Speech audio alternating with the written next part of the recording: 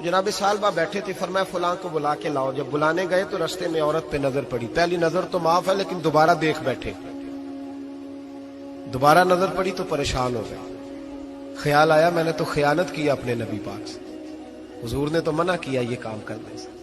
اب واپس حضور کے پاس نہیں آئے، جنگل میں چلے گئے. ابن قدامہ نے کتاب التوابین میں اس روایت کو لکھا ہے. کہتے 40 دن وہ پہاڑوں میں روتے رہے کہ یا اللہ مجھ سے غلطی ہو گئی. کتنے دن؟ اب ہمارا شغل ہے، اس کو لوگ گناہ ہی نہیں سمجھتے. بدنگاہی تو کوئی گناہ ہی نہیں، اب تو یہ شغل ہے. اب تو ہمارے ہاں معاذ اللہ تعالیٰ سیانے بیانے بندے بیچ بیٹھے ہوتے ہیں جب یہ باتیں ہو رہی ہوتی ہیں. یہ شغل ہے ہمارا. اب تو ابا کے سامنے بچہ وال پیپر گندی تصویر کا لگایا ہوتا ہے پر وہ کہتا ہے عمر ہے نا جی، عمر ہے نا جی. مجھے پتہ ہی نہیں ہے کتنا گند کر رہا ہے. یہ تباہ ہو جائے گا روحانی طور پر.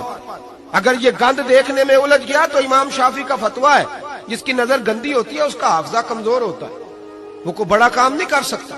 وہ نفسیات کا مریض ہو جاتا ہے جو گندی نظر والا آدمی ہوتا ہے. ہمیں پتہ ہی نہیں کہ ہمارے مسائل اصل میں ہیں کیا. تو 40 دن جنگل میں روتے رہے. 40 دن محبوب سارا کچھ جانتے تھے پر خاموش رہے. حضرت جبریل امین حاضر ہوئے. عرض کی یا رسول اللہ آپ کا وہ غلام رو رہا ہے. رب کہتا اسے بلا لے، میں نے اس کا گناہ معاف کر دیا ہے. نبی پاک صلی اللہ علیہ وسلم نے حضرت مولا علی شیر خدا اور جناب سلمان فارسی کو بھیجا، فرمایا فلاں جگہ ہے لے آؤ. کہتے جب ہم گئے تو 2 پہاڑوں کے درمیان جناب سالبہ تڑپ کے رو رہے. ہمیں دیکھ کے اور روئے. کہنے لگے علی میرے بارے میں کوئی آیت تو نہیں نازل ہو گئی؟ تو کہا نہیں، چل حضور نے بلایا ہے. کہا اچھا حضور کہتے کیا تھے، فرماتے کیا تھے؟ کہا پتہ نہیں لیکن بلایا ہے. کہتے جب ہمارے ساتھ چلنے لگے مسجد نبوی قریب آئی تو کہنے لگے علی بہت بڑا گناہ کر بیٹھا ہوں، نظریں میلی ہو گئی، وضو نہیں آنکھوں کا، مجھے ڈائریکٹ نہ لے کے جاؤ حضور کے پاس. جب نبی پاک نماز کی نیت باندھ لینا پھر میں جاؤں گا، میں پیچھے کھڑا ہو جاؤں گا حضور کے. میری طبیعت میں حوصلہ نہیں. یہاں تو پتہ نہیں میں کس طرح عشق رسول کا دعویٰ کرتا ہوں منبر پر بیٹھ کر. اور ہماری یہ میلاد آئے گا تو محفل میلاد میں اس طرح کے دعوے ہوں گے اسٹیج پر کہ الامان والحفیظ، پتہ نہیں کیا کیا لوگ کہہ دیں گے. پتہ نہیں ہم کیا ہے اور ہم کیا کہہ رہے ہیں. من آنم کے من دانم، پتہ ہی نہیں اور کتنا بڑا دعویٰ کر دیا. کہ میرے اندر طاقت نہیں سامنا کر دے.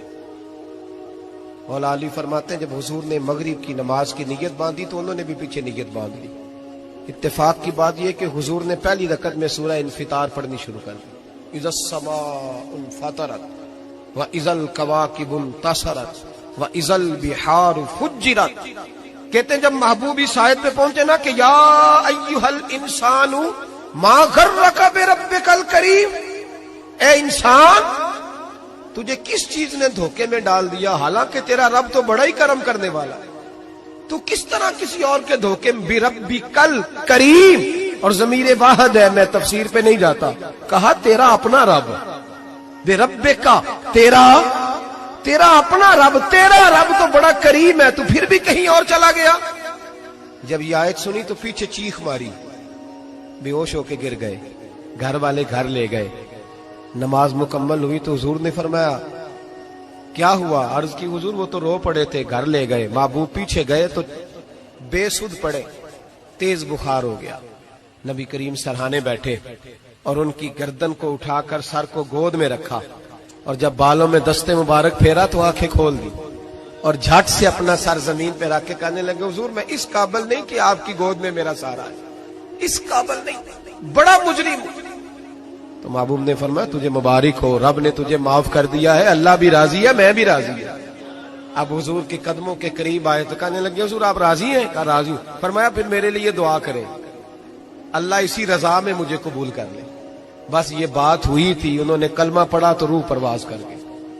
پرواز میرے بھائی احساس پیدا کر. یاد رکھیں اگر روحانی زندگی صحیح نہیں نہ ہوگی، یاد رکھ لیں کسی کا کوئی نقصان نہیں، سارے سکون سے سو جائیں گے، آپ نہیں سو پائیں گے.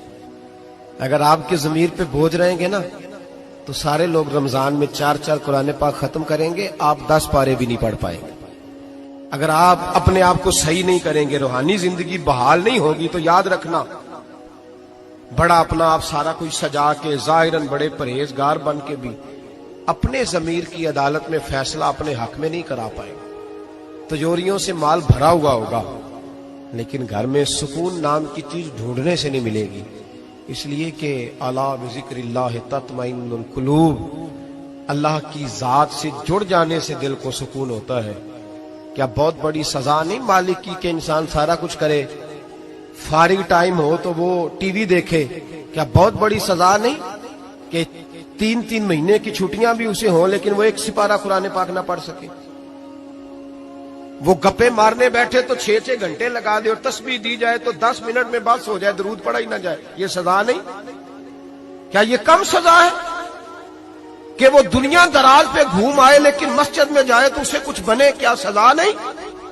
اللہ سے معافی مانگے، مل کے اس کے حضور استغفار کریں، باطن کی زندگی آباد کرنے کی کوشش کریں. چھوڑ دیں بن کے بیٹھنا، آگے آگے بڑھنا، اپنے آپ کو شمار کرنا. ہم تو میلاد کی جلسوں میں بھی بڑی کرسی تلاش کرتے ہیں، ہم تو دینی محفلوں میں بھی کوشش کرتے ہیں کوئی ہمارا نام لے کے، صحیح نام لے کے پکارے. کوئی، میں میاں چنو میں تھا کل مغرب میں، تو ایک صاحب کہنے لگے ولی کامل. میں نے بعد میں ان سے کہا کہ آپ کو پتہ ہے میں کیا ہوں؟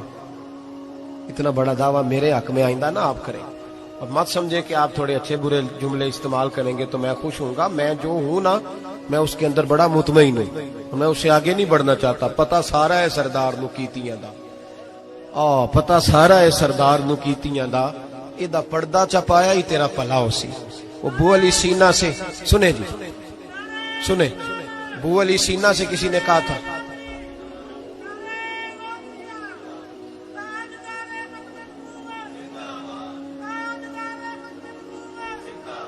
اب ان کی اس بات پر اور اس عمل پر ایک شعر سن لے میاں محمد بخش صاحب کا. میاں صاحب کہا کرتے تھے جتن جتن ہر کوئی کھیڈے تو ہارن کھیڈ فقیرہ. جتن جتن یہ تو ساری دنیا کرتی ہے نا کہ میں جیتنے جا رہا ہوں. کہتے ہیں جتن جتن ہر کوئی کھیڈے، جتن جتن ہر کوئی کھیڈے تو ہارن کھیڈ فقیرہ. جتن دا مل کوڈی پیندا ہی ہارن دا مل ہیرا. جتن دا مل کوڈی. بو علی سینا سے کسی نے کہا کہ کیا محسوس کرتے ہو آج کل کچھ حالات بہتر ہے؟ تو بو علی سینا چونکہ حضرت ابو الحسن خرقانی کے مرید تھے، ہاں سائنسدان ہونے کے ساتھ ساتھ صوفی تھے، درویش تھے.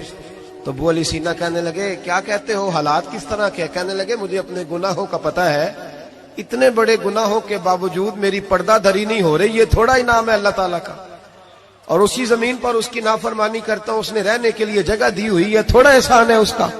میں صبح سے شام تک کتنی نافرمانیاں کرتا ہوں پھر بھی پیٹ بھر کے روٹی دیتا ہے، یہ تھوڑا احسان ہے. تو کہہ رہے آگے بڑھا ہے کہ نہیں؟ یہ بڑی بات ہے کہ اس نے زمین پہ رکھا. اعلیٰ حضرت فاضل بریلوی کے والد مولانا نقی علی خان صاحب رحمت اللہ تعالی علیہ، امام المتکلمین، ان کے حالات میں لکھا ہے ایک آدمی کو آپ نے نا جگہ دی، کو 10 مرلے آپ کا پلاٹ تھا یا 5 مرلے کا. اس نے کہا حضور کچھ دنوں کے لیے چاہیے، تو آپ نے وہ جگہ ان کو دے دی، جیسے محلے دار دوست کو شادی بھی ہے. تو 10-15 دن کے بعد چابی مانگی، انہوں نے دے دی، تو کچھ درخت انہوں نے کاٹ لیے، کچھ اپنی مرضی کی ترمیم کر لی. تو مولانا نقی علی خان صاحب رحمت اللہ علیہ ناراض ہو گئے، فرمانے لگے میری زمین تھی، مجھ سے پوچھ تو لیتے کوئی تبدیلی کرنی، تم پتہ نہیں میری مرضی کے خلاف تم نے میرے پلاٹ پر یہ کیوں تبدیلی کی؟ یہ اس آدمی کو کہہ کے نا تو 2 منٹ گزرے تو چیخ مار کے رو پڑے. کہنے لگا حضور کیا ہوا؟ فرمانے لگے سوچتا ہوں میری 10 مرلے کی زمین پر میں نے تمہیں اپنی مرضی نہیں کرنے دی، اور میں روز اللہ کی زمین پر اپنی مرضی کرتا ہوں. روز رب کی یہ خیال آ گیا، فرمانے لگے جاؤ بھائی جاؤ، مجھ سے غلطی ہو گئی، جاؤ.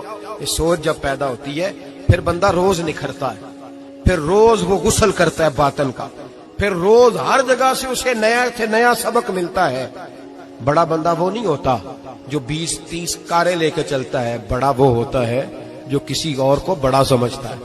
جو اپنے آپ کو چھوٹا سمجھتا ہے، میرے نبی پاک فرماتے ہیں اللہ اسے بڑائیاں عطا فرما دے. ترمذی میں حدیث ہے. آج کا سبق، آج کا پیغام یہ ہے کہ تزکیے کی کوشش کریں. وَإِنَّكَ لَعَلَىٰ خُلُقٍ عَظِيمٍ. خلق عظیم جو اللہ نے ہمارے نبی کو دیے اور حضور نے ہمیں عطا فرمائے، محبوب کے صدقے اس طرف جائیں.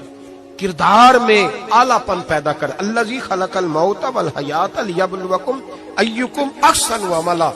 اللہ فرماتے ہیں کہ میں نے موت اور حیات اس لیے پیدا کی ہے کہ تمہارے عمل کی کوالٹی چیک کی جائے.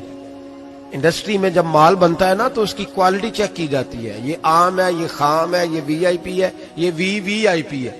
فرمایا الذی خلق الموت والحیات لیبلوکم ایکم احسن عملا، موت اور حیات کوالٹی دیکھنے کے لیے پیدا کی ہے کہ تم میں احسن عمل کون کرتا ہے، اچھا عمل دیکھیں کس کا ہے۔ باقی اپنے آپ کو بنانے سنوارنے سے تھوڑا تھوڑا بچیں، ایک قدم تھوڑا پیچھے ہٹیں اپنی ذات کے لیے، تو انشاءاللہ روحانیت کے لیے 11 قدم آپ کے آگے جائیں گے۔ دعا کرتا ہوں جو کچھ میں نے کہا اللہ اسے قبول فرمائے، اور جہاں ہم بھول گئے مالک ہم سے درگزر فرمائے، آمین۔ ہمیشہ مدحت خیر الانام میں گزرے، دعا ہے یہ عمر درود و سلام میں گزرے۔ آخر دعوا